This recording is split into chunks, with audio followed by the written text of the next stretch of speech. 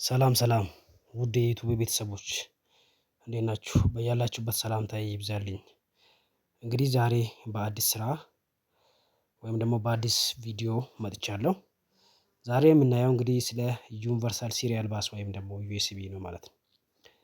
ውድ ተመልካቾቻችን የዩቲዩብ ቻናል ላይ ሰብስክራይብ፣ ላይክ፣ ሼር በማድረግ እንግዲህ ከወዲሁ ከእኛ ጋር እንድትቆዩና ወደፊትም የምንለቃቸው ቪዲዮዎች እንድትከታተሉና ከዚህ በፊትም አስተማሪና ጠቃሚ ቪዲዮዎች ስለለቀቅን እንድትመለከቱ እየጋበዝን ወደ ቪዲዮዎቻችን እንሄዳለን ማለት ነው።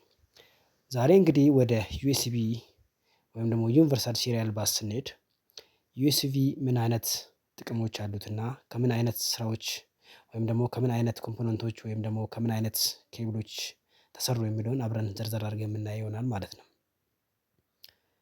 ስለዚህ ውድ ተመልካቾቻችን የዩኤስቢ ታይፖችን እዚህ ላይ ኮኔክተሮች ወይም ደግሞ አይነቶችን የምናይ ይሆናል ማለት ነው። እዚህ ላይ ለማየት እንደምትሞክሩት ዩኤስቢ አይነቶች ታይፕ ኤ፣ ታይፕ ቢ፣ ታይፕ ኤ ሚኒ፣ ታይፕ ቢ ሚኒ እያለ እንግዲህ እዚህ ላይ ይዘረዝርላችኋል ማለት ነው። እንግዲህ ታይፖቹ ወይም ደግሞ ጫፎቹ ይለያዩ እንጂ ዩኤስቢ ከተለያዩ አራት አይነት ገመዶች የተሰሩ ናቸው ማለት ነው። እንግዲህ እነኚህ ለምንጠቀማቸው ዲቫይሶች እንዲመቹና ወይም ደግሞ አንድ ላይ እንዲሆኑልን ተደርጎ ጫፋቸው ተስተካክሎ ይሰራል ማለት ነው። ወደ አይነቶቹ ስንመጣ እንግዲህ በአንደኛነት ደረጃ ላይ የምናገኘው ግራውንድ ነው ወይም ደግሞ ጥቁሩ ነው ማለት ነው። ጥቁሩ ማለት ግራውንድ ነው ወይም ደግሞ ኮመን ነው ማለት ነው። ግሪን ወይም ደግሞ አረንጓዴ ዳታ ፕላስ ነው። ቀጣይ ሶስተኛ ላይ ነጩ ነው ዳታ ማይነስ።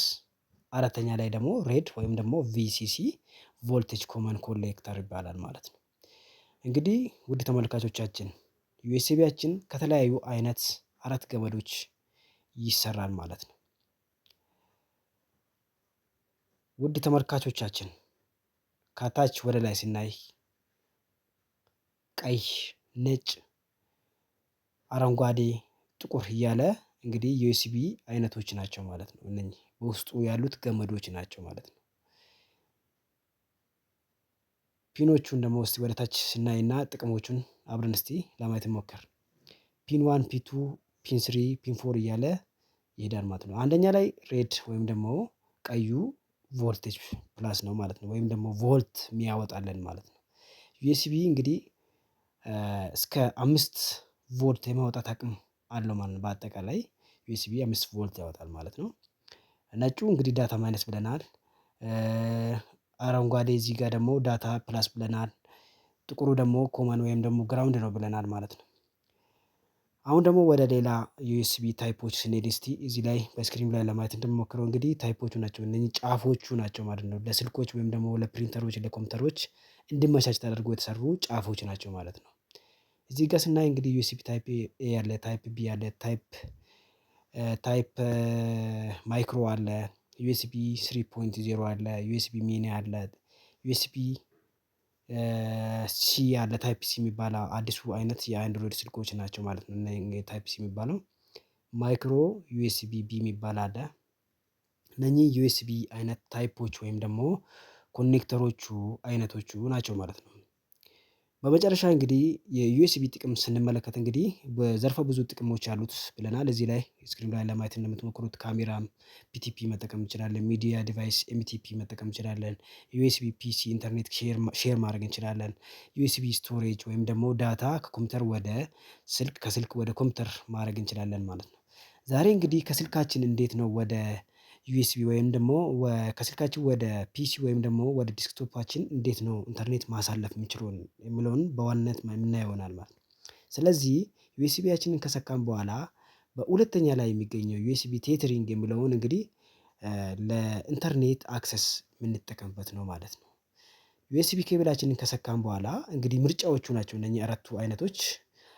የሁለተኛ ላይ ያለው ዩኤስቢ ቴትሪንግን ብንመርጥ እንግዲህ በቀላሉ ከኮምፒውተራችን ኢንተርኔት ወይም ደግሞ ከስልካችን ወደ ኮምፒውተራችን ኢንተርኔት እያደረግን እንግዲህ የምንፈልገውን አይነት አክሰስ በቀላሉ መጠቀም እንችላለን ማለት ነው።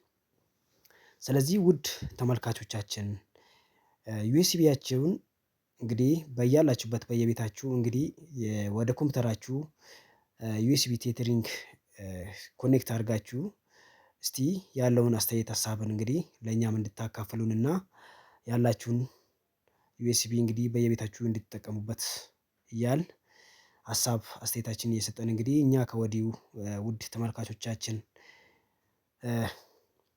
ሰላም ሁኑልን ልንላችሁ እንፈልጋለን። ፔጃችንን ሰብስክራይብ፣ ላይክ፣ ሼር ማድረጋችሁ እንዳትረሱ። በያላችሁበት ሰላማችሁ ይብዛ። ቻው ቻው፣ ባይ ባይ።